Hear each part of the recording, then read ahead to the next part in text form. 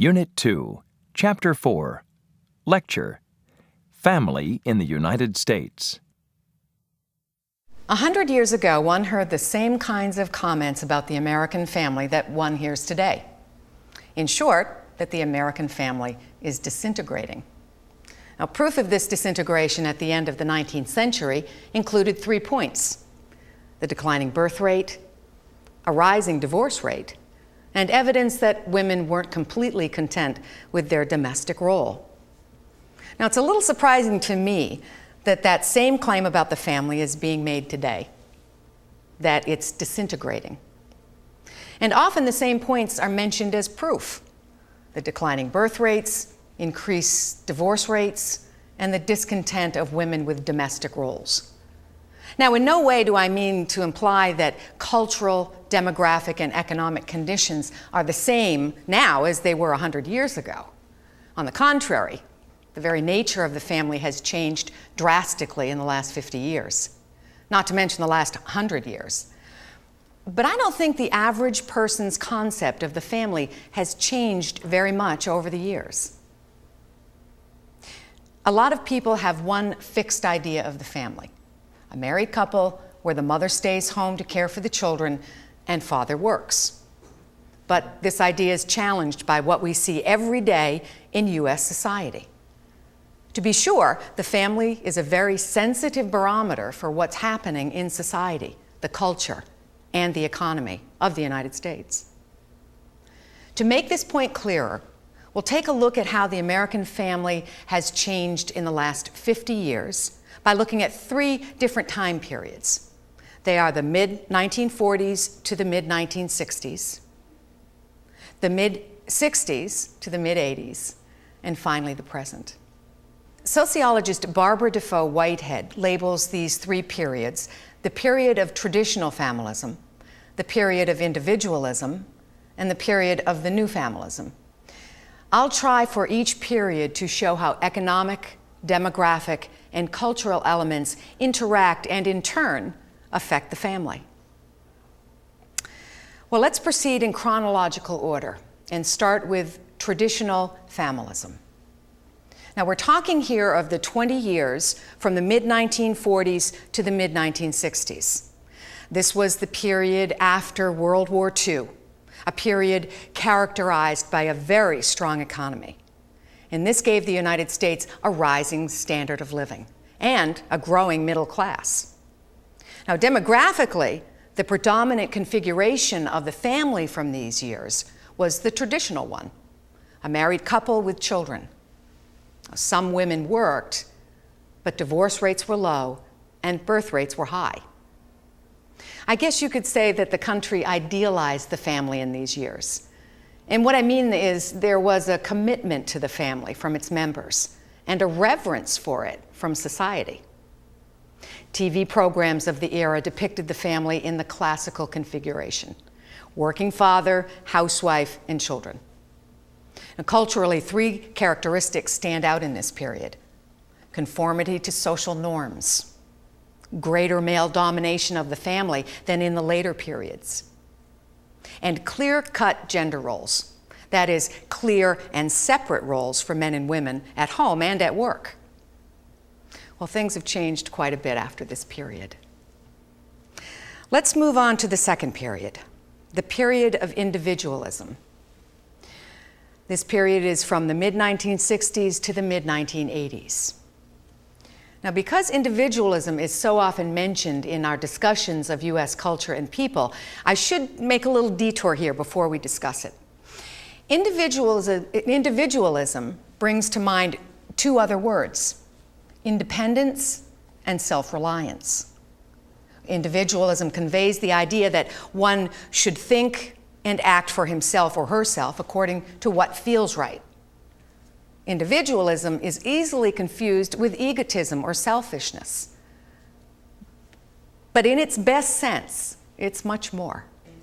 Now, individualism implies that one has the freedom to decide what's best rather than allowing that decision to be made by a group, such as the community or society. Individualism does, of course, conflict with the concept of community, which implies that the group shares in making decisions. And this conflict between the individual and the community is one that comes up again and again in our lecture series about the United States. All right, now let's get back to our discussion about the family. The second period, the period of individualism, saw three important social and political movements. Do you have any idea which movements I might be talking about?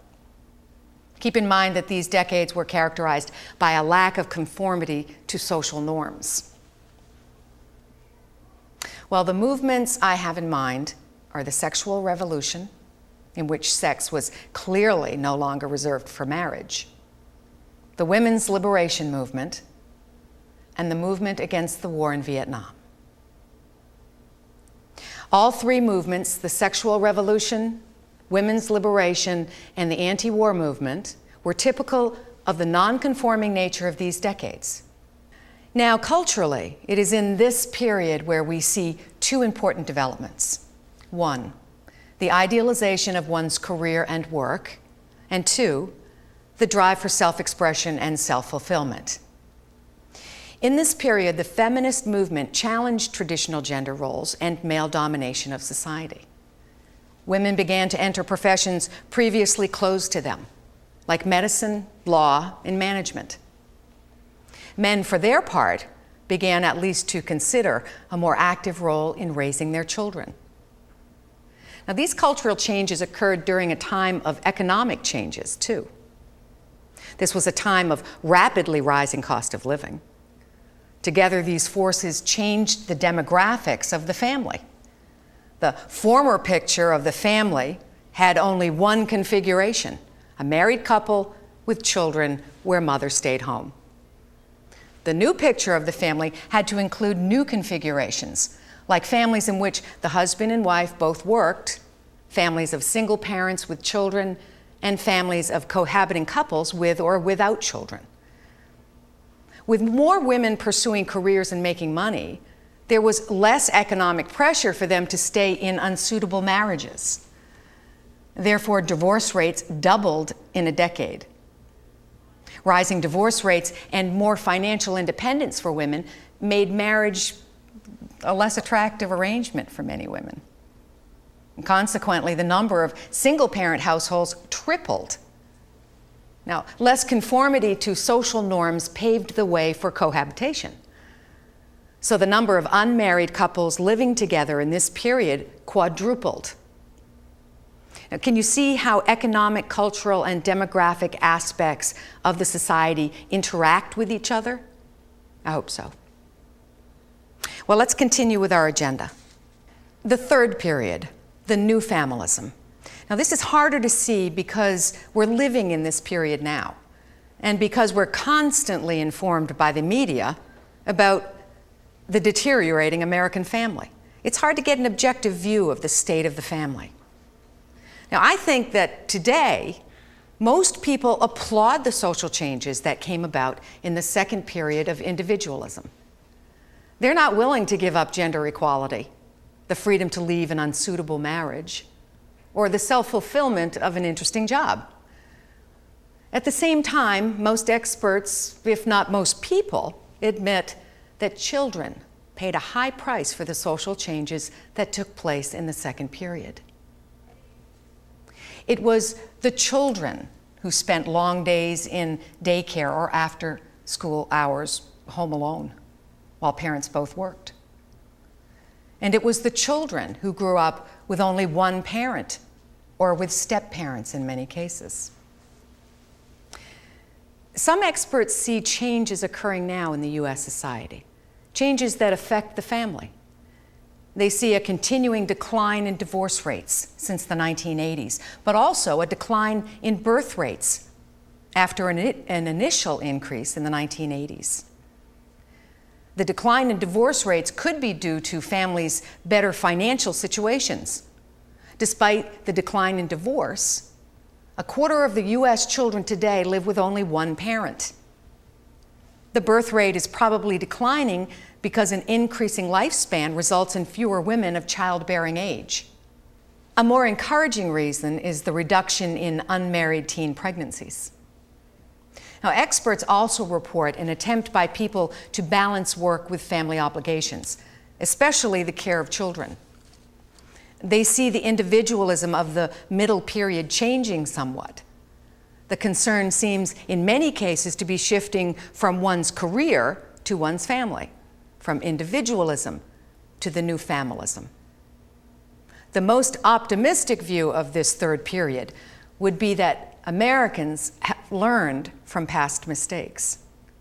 They want to regain the commitment to family of the first period and keep the equality and fulfillment of the second period. It won't be easy to regain the commitment to the family of the first period. It will require changes in how society and the government look at the family.